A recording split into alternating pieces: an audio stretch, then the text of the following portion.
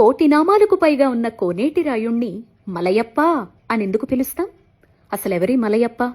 ఏముంది, ఎవరో దాతలో ఆలయం వారో చేయించిన పంచలోహ మూర్తులు అని ఇప్పటివరకు మీరు అనుకుంటూ ఉంటే క్షమించు గోవిందా అని ఒక్కసారి అనుకోండి.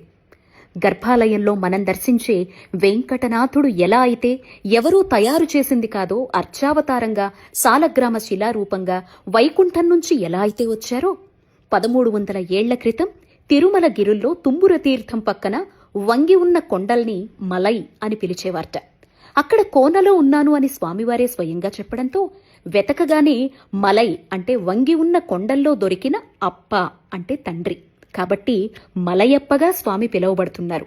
గర్భాలయంలో నిలువెల్లా చూడలేకపోతున్నామే అనే మన బాధను మన మధ్యకే వచ్చి తీర్చి అన్ని యుగాల్లో తన అవతారాల్లో వివిధ అలంకారాల్లో సర్వాలంకార భూషితుడై తిరుమాడ వీధుల గుండా శ్రీదేవి భూదేవి సహితుడై దర్శనాన్నిస్తున్నాడు మన గోవిందుడు. తరచి తరచి చూస్తే తిరుమల సాక్షాత్ వైకుంఠం. మనం చూసే ప్రతి దృశ్యం రహస్యాల సమాహారం. ఏడుకొండలవాడ వెంకటరమణ గోవిందా గోవిందా.